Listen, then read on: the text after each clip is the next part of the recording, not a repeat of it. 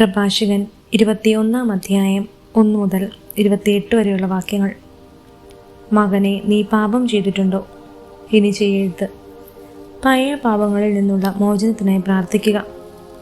സർപ്പത്തിൽ നിന്ന് പോലെ പാപത്തിനോടി അകലുക. അടുത്ത് ചെന്നാൽ അത് കടിക്കും. അതിൻ്റെ പല്ലുകൾ സിംഹത്തിൻ്റെ പല്ലുകളാണ്. അത് ജീവൻ അപഹരിക്കും. നിയമലംഘനം ഇരുവായ് തലവാൾ പോലെയാണ്. അതുണ്ടാക്കുന്ന മുറിവുകൾ ഉണങ്ങുകയില്ല. ഭീകരതയും അക്രമവും ധനം നശിപ്പിക്കുന്നു. അതുപോലെ അഹങ്കാരിയുടെ ഭവനം ശൂന്യമായി തീരുന്നു. ദരിദ്രന്റെ പ്രാർത്ഥന ദൈവം കേൾക്കുന്നു. അവന് നീതി ലഭിക്കാൻ വൈകുകയില്ല. ശാസന വെറുക്കുന്നവൻ പാപികളുടെ വഴിയിലാണ്. കർത്താവിനെ ഭയപ്പെടുന്നവൻ ഹൃദയം കൊണ്ട് പശ്ചാത്തപിക്കുന്നു. വാക്ചാതുര്യമുള്ളവൻ പ്രശസ്തി നേടുന്നു. ജ്ഞാനി തൻ്റെ പാളി ഇച്ഛ കണ്ടുപിടിക്കുന്നു. അന്യൻ്റെ പണം കൊണ്ട് വീട് പണിയുന്നവൻ തൻ്റെ ശവകുടിയിടത്തിന് കല്ല് ശേഖരിക്കുന്നവനെ പോലെയാണ്. ദുഷ്ടരുടെ സമൂഹം ചണനാരു കൂട്ടി വെച്ചതുപോലെയാണ്. അവർ അഗ്നിയിൽ എരിഞ്ഞു തീരും. പാപയുടെ പാത കല്ലുപാകി മിനുസപ്പെടുത്തിയിരിക്കുന്നു. അത് അവസാനിക്കുന്നത് പാതാളത്തിലാണ്. നിയമവിധേയൻ വികാരങ്ങളെ നിയന്ത്രിക്കുന്നു. ജ്ഞാനം ദൈവഭക്തിയിൽ പൂർണ്ണമാകുന്നു. ബുദ്ധി സാമർഥ്യമില്ലാത്തവനെ പഠിപ്പിക്കുക സാധ്യമല്ല. എന്നാൽ നീരസം വളർത്തുന്ന ഒരു തരം സാമർഥ്യമുണ്ട്. ബുദ്ധിമാന്റെ ജ്ഞാനം കവിഞ്ഞൊഴുകുന്ന നദി പോലെ പെരുകുന്നു. അവൻ്റെ ഉപദേശം വറ്റാത്ത നീരുറവയാണ്. ഭോഷന്റെ മനസ്സ് ഓട്ടക്കലം പോലെയാണ്. അതിൽ അറിവ് തങ്ങി നിൽക്കുകയില്ല. അറിവുള്ളവൻ ജ്ഞാനസൂക്തങ്ങൾ കേൾക്കുമ്പോൾ അവയെ പുകഴ്ത്തുകയും പരിപുഷ്ടമാക്കുകയും ചെയ്യുന്നു. ഭോഷൻ അവ പുച്ഛിച്ചത് പുറന്തള്ളും. ഭോഷന്റെ സംസാരം ഭാരമുള്ള ചുമട് പോലെയാണ്. ബുദ്ധിമാന്റെ സംഭാഷണം ആനന്ദം ഉളവാക്കുന്നു. സദസ്യർ ബുദ്ധിമാന്റെ സംസാരം സ്വാഗതം ചെയ്യുകയും അതേപ്പറ്റി ചിന്തിക്കുകയും ചെയ്യുന്നു. ഭോഷന് ജ്ഞാനം വീണ് തകർന്ന വീട് പോലെയാണ്. അജ്ഞന്റെ അറിവ് പരസ്പര ബന്ധമില്ലാത്ത പുലമ്പലാണ്. മൂഢന് വിദ്യാഭ്യാസം കാലുകളിൽ ചങ്ങല പോലെയും വലത്ത് കൈയിൽ വിലങ്ങ് പോലെയുമാണ്. ഭോഷൻ ഉറക്കെ ചിരിക്കുന്നു. ബുദ്ധിമാൻ നിശബ്ദം പുഞ്ചിരിക്കുന്നു. ബുദ്ധിമാന് വിദ്യ സ്വർണ്ണാഭരണം പോലെയും വലത് കൈയിൽ വള പോലെയുമാണ്. ഭോഷൻ വീട്ടിലേക്ക് തള്ളിക്കയയുന്നു. അനുഭവസമ്പൻ ഉപചാരപൂർവ്വം അതിൻ്റെ മുമ്പിൽ നിൽക്കുന്നു. സംസ്കാരശൂന്യൻ വീടിനുള്ളിലേക്ക് ഒളിഞ്ഞു നോക്കുന്നു. സംസ്കാരസമ്പന്നൻ പുറത്ത് കാത്തു നിൽക്കുന്നു. വാതിൽക്കൽ ഒളിഞ്ഞു നിന്ന് ശ്രദ്ധിക്കുന്നത് അപമര്യാദയാണ്.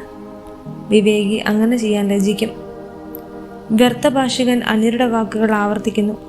വിവേകി വാക്കുകൾ തൂക്കി ഉപയോഗിക്കുന്നു. ഭോഷന്റെ മനസ്സ് വായിലും ബുദ്ധിമാന്റെ വായു മനസ്സിലുമാണ്. ദൈവഭയമില്ലാത്തവൻ പ്രതിയോഗി ശപിക്കുമ്പോൾ തന്നെ തന്നെയാണ് ശപിക്കുന്നത്. പരദൂഷകൻ തന്നെ മലിനനാക്കുന്നു. അവൻ അയൽക്കാർക്ക് നിന്ദ്യനാണ്. പ്രഭാഷകൻ 22 1 മുതൽ 27 വരെയുള്ള വാക്യങ്ങൾ. ചെളിയിൽ പൂണ്ട കല്ല് പോലെയാണ് അലസൻ. അവൻ്റെ നിന്ദ്യാവസ്ഥയെ എല്ലാവരും പരിഹസിക്കുന്നു. അലസൻ ശുചിത്വമില്ലാത്ത ചാണകൂനയിലെ ചേറിന് തുല്യം. അതിനെ സ്പർശിക്കുന്നവൻ കൈ കുടഞ്ഞു കളയുന്നു. ദുർമാർഗിയുടെ പിതാവായിരിക്കുക അപകീർത്തികരമാണ്. പെൺകുട്ടി ജനിക്കുന്നത് നഷ്ടമാണ്. വിവേകമുള്ള പുത്രിക്ക് വരനെ ലഭിക്കും. ലജ്ജാകരമായി പ്രവർത്തിക്കുന്ന പുത്രി പിതാവിന് ദുഃഖഹേതുവായിരിക്കും.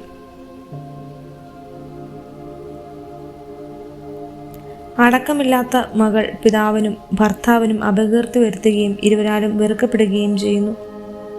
അനവസരത്തിൽ പറയുന്ന കഥ വിലാപവേളയിൽ സംഗീതം പോലെയാണ്. എന്നാൽ ജ്ഞാനത്തിൻ്റെ ശിക്ഷണം എപ്പോഴും ഉചിതമാണ്. മൂഢനെ വിദ്യ അഭ്യസിപ്പിക്കുന്നത് പൊട്ടിയ കടത്തിൻ്റെ കഷ്ണങ്ങൾ ഒട്ടിച്ചു ചേർക്കുന്നത് പോലെയാണ്. അല്ലെങ്കിൽ ഗാഠനിദ്രയിൽ ലയിച്ചവനെ ഉണർത്തുന്നത് പോലെയാണ്. മൂഢന് കഥ പറയുന്നവൻ അർദ്ധനിദ്രാവസ്ഥയിൽ കഴിയുന്നവനോട് പറയുന്നത്. പറഞ്ഞു കഴിയുമ്പോൾ എന്താണ് പറഞ്ഞതെന്ന് അവൻ ചോദിക്കും. മരിച്ചവനെ ഓർത്ത് കരയുക, അവൻ്റെ പ്രകാശം അണഞ്ഞുപോയി. ഭോഷനെ ഓർത്ത് കരയുക, അവൻ്റെ ബുദ്ധി കെട്ടുപോയി. മരിച്ചവനെ ഓർത്ത് ഏറെ കരയേണ്ട, അവന് വിശ്രമം ലഭിച്ചു. ഭോഷന്റെ ജീവിതം മരണത്തേക്കാൾ കഷ്ടമാണ്. മരിച്ചവന് വേണ്ടിയുള്ള വിലാപം 7 ദിവസം കൊണ്ട് അവസാനിക്കുന്നു. ഭോഷന് വേണ്ടിയോ ദൈവഭയമില്ലാത്തവന് വേണ്ടിയോ ഉള്ളത് അവൻ്റെ ജീവിതകാലം മുഴുവൻ നീണ്ടു നിൽക്കുന്നു. മൂഢനുമായി അധികം സംസാരിക്കുകയോ ബുദ്ധിശൂന്യനെ സന്ദർശിക്കുകയോ അരുത്. അവനിൽ നിന്ന് അകന്നു നിൽക്കുക. അവൻ നിന്നെ കുഴപ്പത്തിലാക്കും. തന്നെ കുടഞ്ഞ് അവൻ നിന്റെ മേൽ ചെടി ചെതറിപ്പിക്കും. അവനെ ഒഴിവാക്കുക. നിനക്ക് സ്വസ്ഥത ലഭിക്കും. അവൻ്റെ ഭോഷത്വം നിന്നെ വലയ്ക്കുകയില്ല. ഈയത്തേക്കാൾ ഭാരമുള്ളത് എന്താണ്? അതിൻ്റെ പേര് ഭോഷൻ എന്നല്ലാതെ മറ്റെന്ത്? മണലും ഉപ്പും ഇരുമ്പ് കട്ടയും ഭോഷനേക്കാൾ എളുപ്പത്തിൽ വഹിക്കാവുന്നതാണ്. കെട്ടിടത്തിൻ്റെ ശക്തിയായി ഉറപ്പിച്ചിരിക്കുന്ന ഉത്തരം ഭൂമി കുലുക്കത്തിലും ഇളകുകയില്ല. ബുദ്ധിപൂർവമായ ആലോചന കൊണ്ട് ദൃഢമായ മനസ്സ് ഏത് വിപത്സന്ധിയിലും കുലുങ്ങുകയില്ല. ബുദ്ധിപൂർവമായ ചിന്തയിൽ ഉറപ്പിച്ച മനസ്സ് സ്തുഭിര നിലയിൽ വെൺകലങ്ങൾ പോലെയാണ്. മലമുകളിലെ വേലി കാറ്റ് തിളകിപ്പോകുന്നത് പോലെ മൂഢലക്ഷ്യമുള്ള അധീര മനസ്സ് അപകടത്തിൽ ചഞ്ചലമാകും. കണ്ണിൽ കുത്തിയാൽ അശ്രുകൾ ഒഴുകും. ഹൃദയം നോവിച്ചാൽ വികാരം പ്രകടമാകും. പക്ഷികളെ എറിഞ്ഞാൽ അവ ഭയപ്പെട്ട് പറന്നുപോകും. സ്നേഹിതനെ നിന്ദിച്ചാൽ സൗഹൃദം അവസാനിക്കും. സ്നേഹിതനെതിരെ നീ വാളെടുത്തു പോയാൽ പോലും നിരാശനാകേണ്ട. സൗഹൃദം വീണ്ടെടുക്കാൻ സാധിക്കും.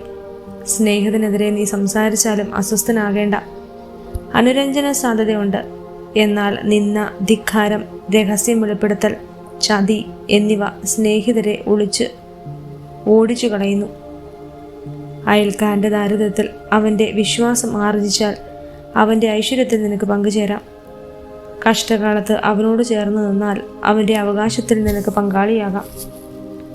തീച്ചുളയിൽ നിന്ന് നീരാവിയും പുകയും ജ്വാലയ്ക്ക് മുമ്പേ ബഹിർഗമിക്കുന്നത് പോലെ നിന്ന രക്തച്ചൊരിച്ചിലിൻ്റെ മുന്നോടിയാണ്. സ്നേഹിതനെ രക്ഷിക്കുന്നതിന് ഞാൻ ലജ്ജിക്കുകയില്ല. ഞാൻ അവനിൽ നിന്ന് മറഞ്ഞിരിക്കുകയുമില്ല. എന്നാൽ അവൻ നിമിത്തം എനിക്ക് എന്തെങ്കിലും ഉപദ്രവം സംഭവിച്ചാൽ അതേപ്പറ്റി കേൾക്കുന്നവരെല്ലാം അവനെ സൂക്ഷിച്ചുകൊള്ളും. എൻ്റെ വായ്ക്ക് കാവൽക്കാരനും എൻ്റെ ചുണ്ടുകളിൽ വിവേകത്തിൻ്റെ മുദ്രയും ഉണ്ടായിരുന്നെങ്കിൽ ഞാൻ വീഴുകയോ നാവ് മൂലം നശിക്കുകയോ ചെയ്യുകയില്ലായിരുന്നു.